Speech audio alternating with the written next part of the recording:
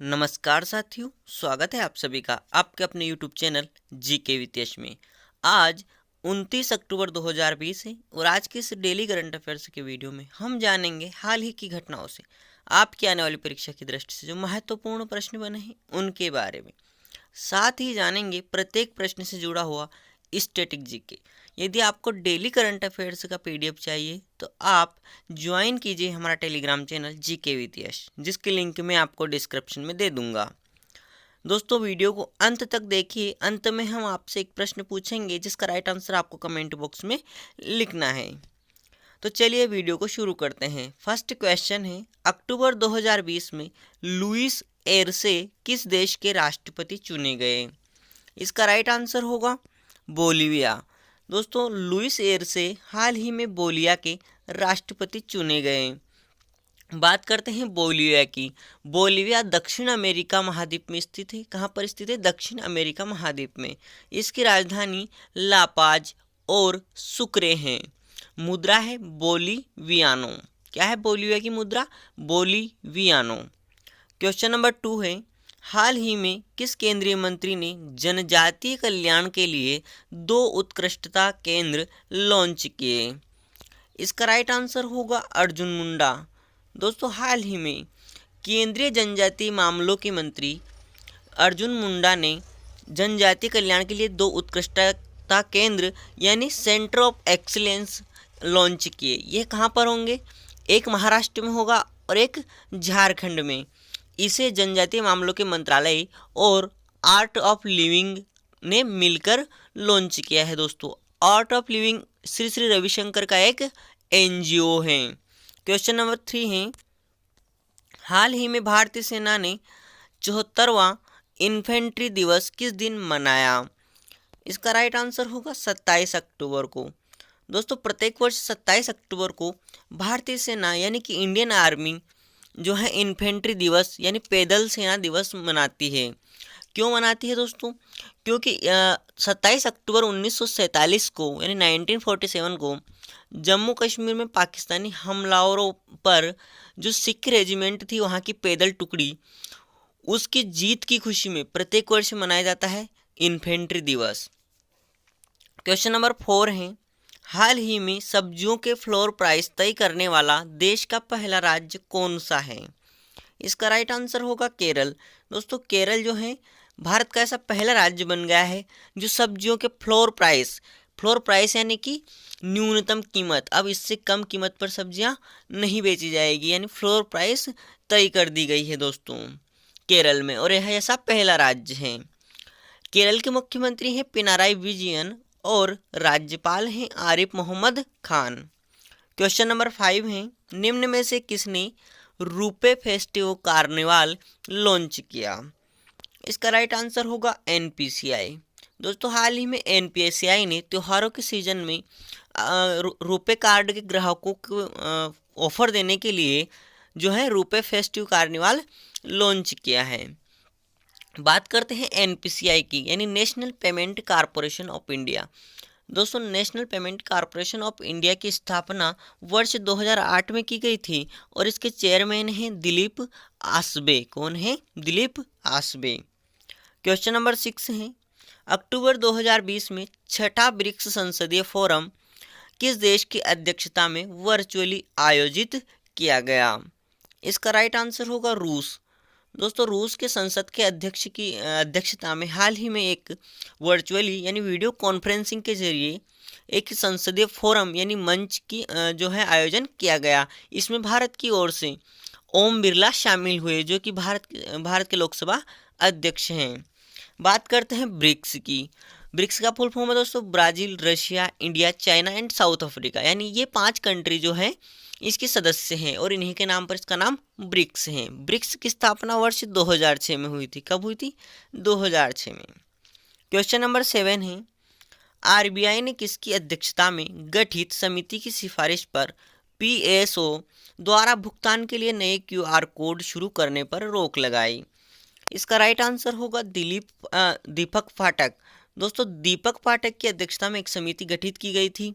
उस समिति की सिफारिशों पर आरबीआई यानी रिजर्व बैंक ऑफ इंडिया ने पीएसओ यानी दोस्तों पेमेंट सिस्टम ऑपरेटर्स जो हैं उन्हें अब नए QR यानी क्विक रिस्पांस, QR कोड का फुल होता है क्विक रिस्पांस कोड शुरू नहीं कर पाएंगे। वो अभी भारत में 2 QR कोड लागू है दोस्तों PSO के लिए, एक है भारत QR और दूसरा है UPI QR।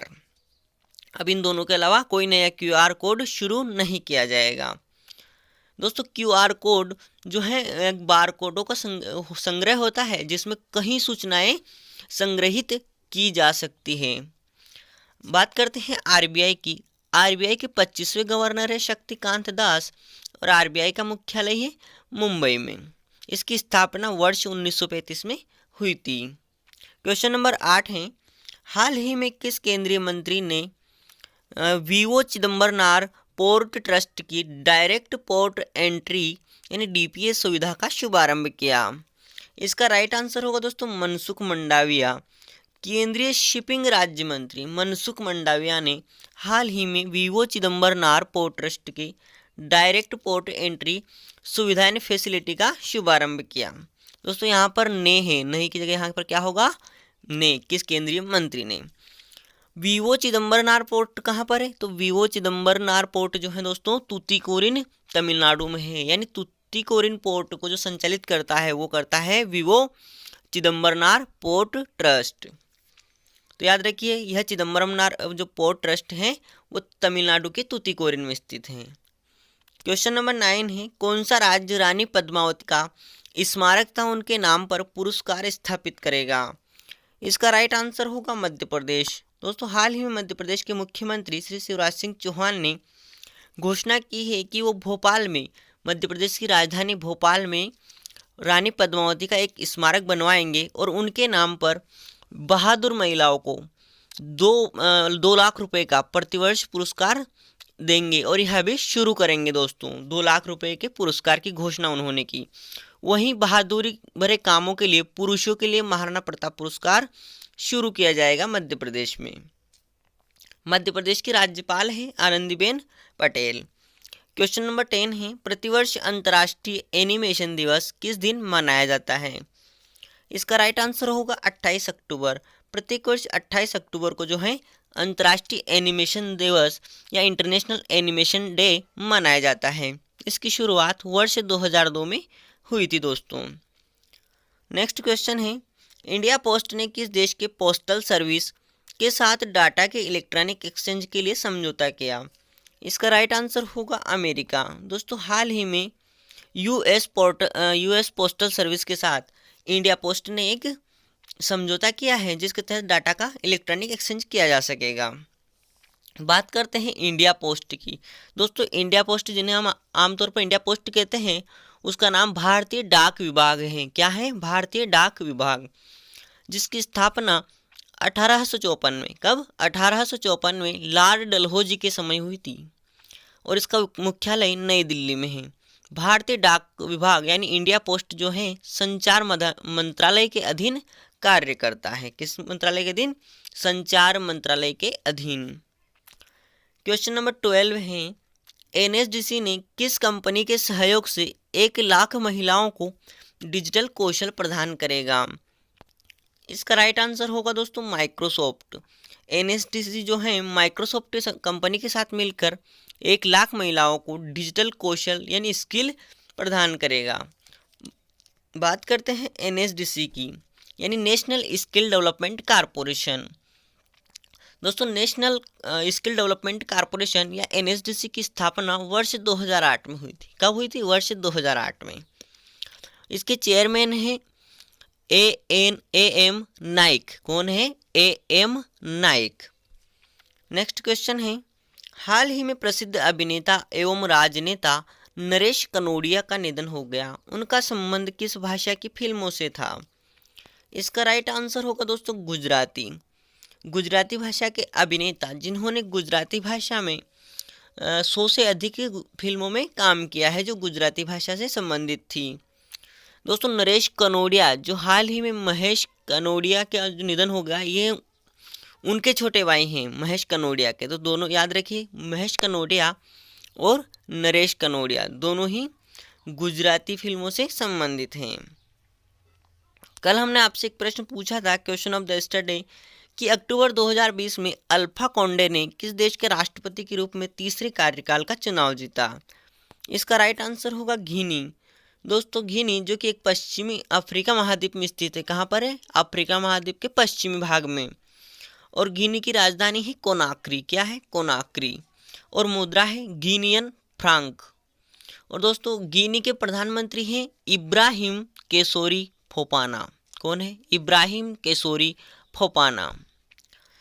आज का प्रश्न है क्वेश्चन ऑफ द टुडे, कि हाल ही में भारत और अमेरिका के बीच तीसरे 2+2 संवाद में किस सैन्य समझौते पर हस्ताक्षर हुए हैं? ऑप्शन है बेका, जेसोमिया, लेमोआ या कोमकोसा। इसका राइट आंसर आपको कमेंट बॉक्स में लिखना है। दोस्तों वीडियो पसंद आई तो लाइक और शेयर जरूर करें, और चैनल को नए हैं तो चैनल को सब्सक्राइब करना ना भूलें। आज की वीडियो में इतना ही, मिलते हैं नेक्स्ट वीडियो में। तब तक के लिए जय हिंद, वंदे मातरम।